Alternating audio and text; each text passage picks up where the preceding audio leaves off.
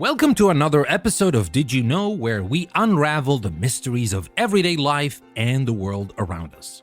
I'm your host, Danny, and today we're diving into a topic that's literally on everyone's minds: memory. How does our brain store memories?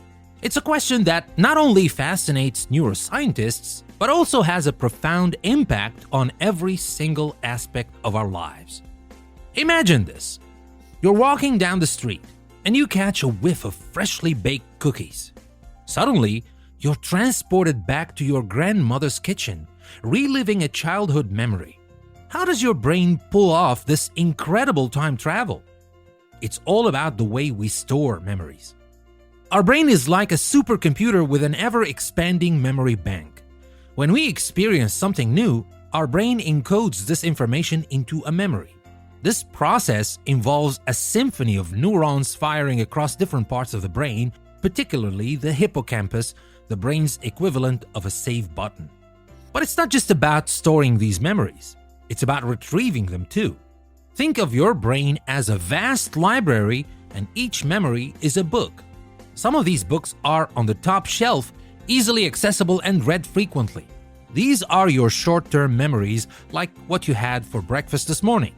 Others are archived in the deep, often dusty corners of your mind, your long-term memories. These are the memories of your childhood, the name of your first pet, and that family vacation from years ago. And now let's bring this closer to home with a real-life example. Have you ever learned a musical instrument or a new language? Initially, every note or word feels challenging, but with practice, it becomes second nature. This is your brain converting short-term memories into long-term ones, a process known as consolidation. And it's not just about what we remember, but how we remember it. Our emotions play a pivotal role in memory storage. Emotional events tend to be remembered more vividly and for longer. This is why you might recall exactly where you were and what you were doing during significant life events. Understanding how our brains store memories is crucial. It helps us grasp how learning works, why we forget things, like where we put our keys, and even plays a role in addressing conditions like Alzheimer's disease. But hey, it's not all serious. Ever walked into a room and forgot why you went there? That's your brain way of saying, oops, I misplaced that memory. As we wrap up this part of our episode, remember, our brains are incredible memory keepers, constantly shaping our understanding of the world and ourselves. And speaking of memory, don't forget, we've got an exciting segment coming up next. We'll delve deeper into how our brains store memories, bust some common myths, and answer those burning questions you've been wondering about. That's coming next, so don't go anywhere. I'll be right back.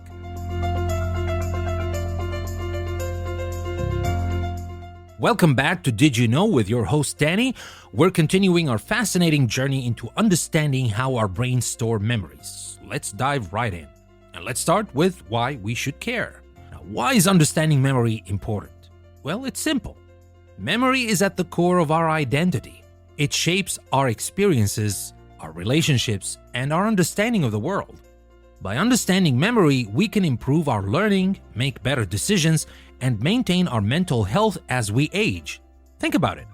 Every skill you've mastered, every moment you cherish, they're all stored in your memory. By understanding how this process works, we can optimize our brain's ability to store and retrieve these precious moments. And now let's tackle some of the most frequently asked questions about memory that we didn't cover earlier. Let me start with the first question. Can we run out of memory space? Well, contrary to what you might think, our brains don't really run out of memory like a hard drive does. While it's true that some memories can become harder to recall, this isn't because there's no space left. It's more about how memories are indexed and retrieved. And your brain keeps prioritizing memories to stay as efficient as possible. And now let me move to another question. Do memory-boosting supplements work? Well, there's a lot of debate around this.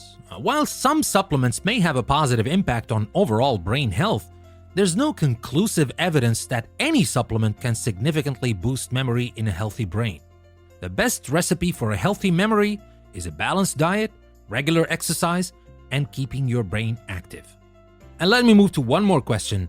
Is photographic memory real? Well, this is a fascinating one. While some people can recall visual information in great detail, the idea of a photographic or eidetic memory, as seen in movies, is largely a myth.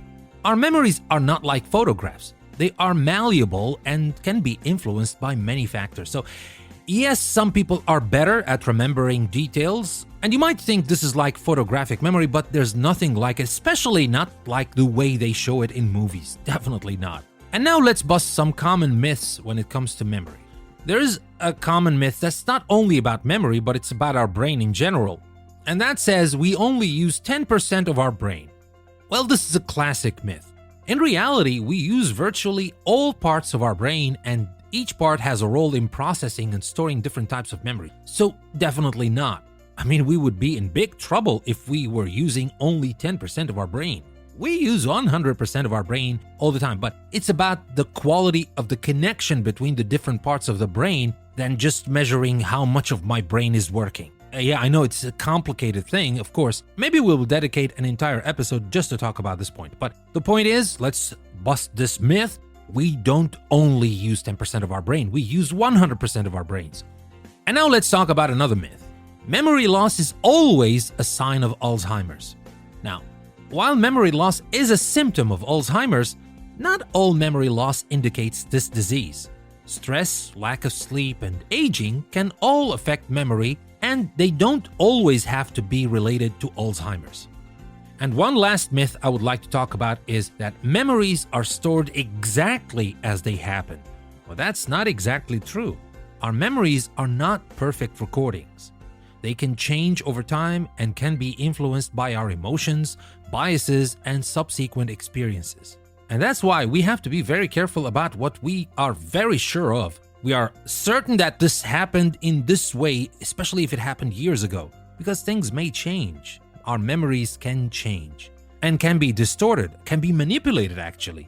But again, this is a very big topic that we might talk about later. But remember, our memories are definitely not stored exactly as they happen. They are changed. They are not perfect recordings. And now I want to leave you with some discussion questions. What's your earliest memory? How do you think your emotions have shaped your memories? Do you think technology is affecting our memory skills? I'd love to hear your thoughts, so please share them in the comments section. And let's start a conversation about this. As we wrap up today's episode, I want to thank you all for tuning in. Remember, our memories make us who we are. They are the stories we tell ourselves about our past and guide us into our future.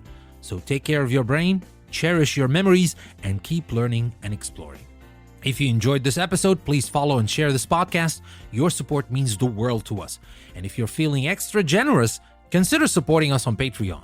Every little bit helps us bring more insightful content your way. Stay curious, stay connected, and remember, every day is an opportunity to create new memories. Until next time, this is Danny signing off from Did You Know? Keep making those unforgettable memories.